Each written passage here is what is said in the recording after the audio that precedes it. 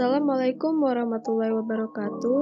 Saya Setia Bella Utari dan di sini saya akan membahas tentang perkembangan revolusi industri 1.0 sampai ke revolusi industri 4.0. Tapi, sebelum membahas perkembangannya, alangkah lebih baik memahami apa itu arti revolusi industri. Revolusi industri merujuk pada perubahan yang terjadi pada manusia dalam melakukan proses produksinya dan pertama kali muncul pada tahun 1750 dan disebut sebagai revolusi industri 1.0. Revolusi industri 1.0 berlangsung pada periode 1750 sampai 1850. Sebelum adanya revolusi industri 1.0, semua hanya mengandalkan tenaga otot, air, atau angin. Hal-hal tersebut memiliki banyak kendala, manakala tenaga tersebut cukup terbatas dan juga memakan banyak waktu dan tenaga. Dan di masing-masing tenaga tersebut pun memiliki kelemahannya masing-masing. Seperti tenaga air dan angin, di mana jika mau menggunakan tenaganya, maka harus berada di dekat dua sumber tersebut. Hal ini pun terus terjadi hingga pada tahun 1776, James Watt menemukan mesin uap yang mengubah sejarah, di mana hal tersebut meningkatkan efisiensi produksi dengan cepat dan murah. Hal tersebut pun membuat ekonomi meningkat sekitar 6 kali lipat. Setelah tahun 1850-an revolusi industri 1.0 mati, dilanjutkan oleh revolusi industri 2.0. Revolusi 2.0 ini disebut sebagai revolusi teknologi. Dalam revolusinya, kebanyakan produksi sudah menggunakan tenaga mesin uap atau listrik dan sudah banyak merakit transportasi bertenaga uap.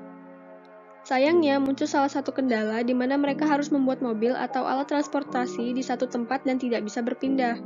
Hingga pada tahun 1913, revolusi 2.0 muncul dengan teknologinya bernama lini produksi atau assembly line yang menggunakan conveyor belt.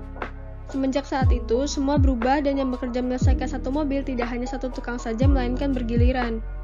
Dalam revolusi industri 2.0 ini juga sangat membantu kekuatan militer dikarenakan hampir semua tank, pesawat, dan alat transportasi lainnya diproduksi secara massal.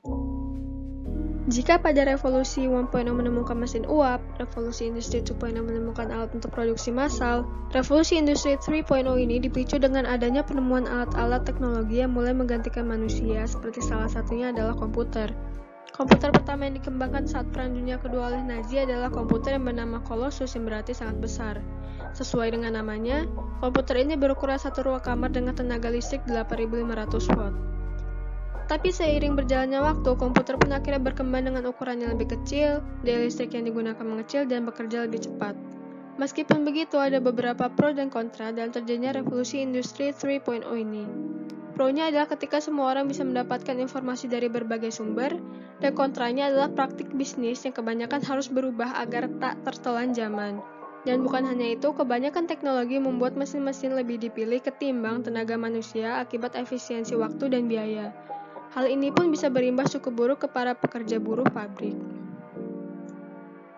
Lalu, revolusi industri yang terakhir yang masih berlangsung sampai sekarang yaitu revolusi industri 4.0. Dalam revolusinya, banyak tenaga manusia yang sudah tidak diperlukan dalam banyak hal, tapi juga banyak hal tercipta di dalam revolusi industri 4.0 ini.